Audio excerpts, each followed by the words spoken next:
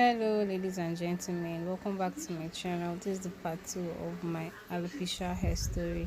If you've not watched it, please watch it.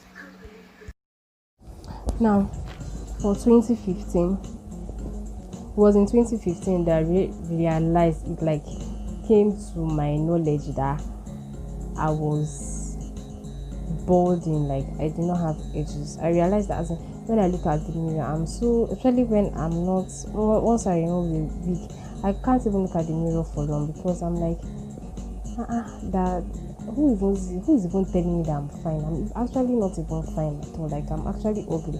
Anyway, that's when I now took interest in browsing and making research about how to grow back my edges.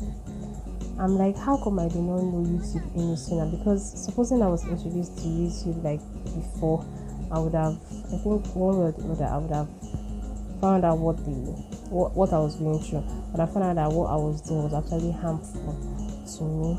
So 2015, I was watching lots of YouTube videos, and many of them were recommending black castor oil. And as at that time, black castor oil was not cheap for me to buy. As at that time, it wasn't cheap for me, but I felt it was important for me to restore my hair back, so I bought it. But other parts of my hair were green, except my edges. Okay, I browsed. They said emu oil. Emu oil at that time, when those Nigerians that were selling it, they sold it at a very exorbitant price. So I had to even buy from an online store, an American online store. But and then it was shipped down to Nigeria. Of course, it wasn't. There was at that time.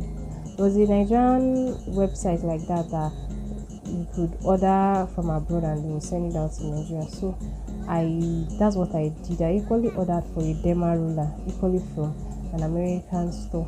And I was doing this because my wedding was coming up soon, and I was hoping that my edges would grow. It eventually came, and it eventually arrived like some months before my wedding. But upon everything I did, my edges did not still grow. Now, also, sorry, I mixed up some things. This emu oil and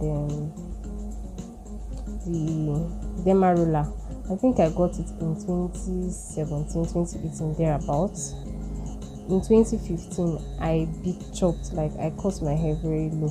And you know the funny thing, I think I was actually looking better. I was looking healthier, like a human being, as opposed to the patch that I was carrying at that time. So I did a big chop. I went natural in quotes, and as I've said, other parts of my hair were green except my edges. So that's like the timeline, what I've like from the beginning, right from my childhood to like adulthood, and when I began to research about traction alopecia. So that's basically how I go from having some edges, even though I was already disadvantaged though, having some edges to being edgeless. Now let me just summarize, because I've actually mentioned some of my struggles of not having full edges. There are restricted hairstyles. There are some hairstyles I cannot do, or even if I do them, they don't look cute. It really shows that there's really something wrong. So there are some hairstyles there are restricted hairstyles I can do. Then people also make comments. Sometimes, we know the truth, but sometimes we don't want another person to tell us. Of course, I know my hair is not full, but do you need to tell me again that my hair is not full? So those are some of the things that happen. Like people be saying, what happened to your hair? Hey, you no get hair, and cover your hair, that kind of thing. Then the struggles I have is that once I don't like to look at the mirror after washing my hair. So immediately after washing my hair, I try to look for black eyeshadow or mascara to cover my sparse edges, and you really see the difference. Like God knows what he's doing. He knows why he actually gave us edges. Like he knows why he made it full. So the difference is clear. Once after washing my hair and it's bowed, and then when I use my fake things to cover it up, the difference is actually better. Then you can now imagine if my hair was actually fun. Then the struggles I also have are sometimes like I don't feel like I'm pretty, as I feel like my beauty comes from using extensions. I feel like I'm naturally not pretty. That's just what it does sometimes to me, but I don't think it affects me so much, but sometimes it happens. Now, some things I have done so far, as I said, I think mine is irreversible at the moment. So some things I've tried out, I've used neem oil, I've used castor oil, and I've used a demarula. The only thing that I've not yet tried is minoxidil, and hopefully by next year I may explore the option of using minoxidil. So my advice, so if you don't want to end up like me, sometimes I feel like I'm too young not to have my edges. Like my mom's hair is still full. It's not fair. But anyway, I think I brought it upon myself ignorantly anyway. That's why if you watch this video and you decide to still do what I did, it's only God that will forgive you. I don't know if you'll be able to forgive yourself, because at the moment now, knowledge is power. So you have to stop these protective hairstyles, especially the tight ones and all of that. There's a better way to install box braids. There's a better way to install weaves and all of that. There's a better way. So if at all you must, then you would have to take all the possible precautions in order to avoid traction alopecia. And I have a video on precautions to take when you're installing a protective hairstyle. Please, I'll link it in the cards or it will be in the description box. Please try to watch it and also share to your friends and family members and to those that you know. You can decide to actually outrightly stop box braids and the likes of them. You can decide to actually stop it. Do you know why you should stop it? Because if you don't install it properly, some of your hair that was not previously involved, like that were not affected, may become affected. So to be on the safe side, you can actually outrightly stop it. You can, if you want to, you can actually stop it. And do you know the thing about traction alopecia? It's like a vicious cycle.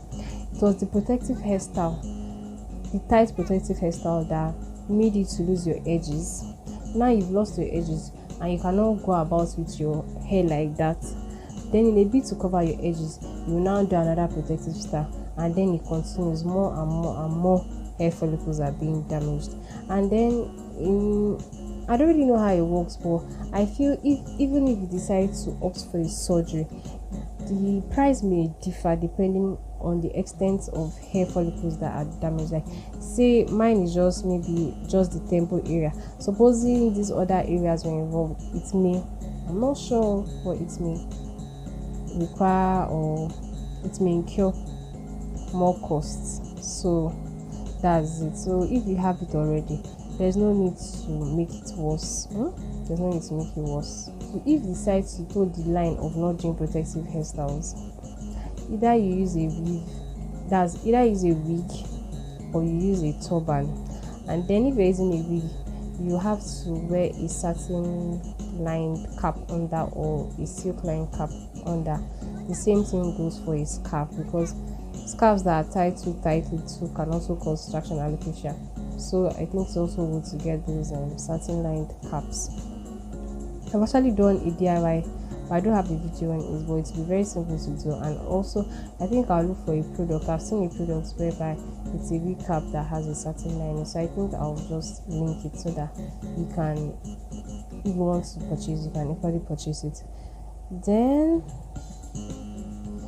if you decide to entirely stop protective hairstyles, please, whatever hairstyle you want to do, just try to make it neat, and then ignore those that will be watching. And if if you enjoy this content, please subscribe to my channel and like the video and share the video. Then please you can comment in the box on other remedies. It's possible that I've not explored all the remedies to restoring my edges, so you can give me options also on what to apply on my hair. And if there are some other things that I missed out that can cause traction alopecia, please also comment down below. So thank you for watching. Let us put an end to this pandemic of traction alopecia. Is traction alopecia really a pandemic or is an epidemic? I think it's an epidemic in African countries. Thank you for watching.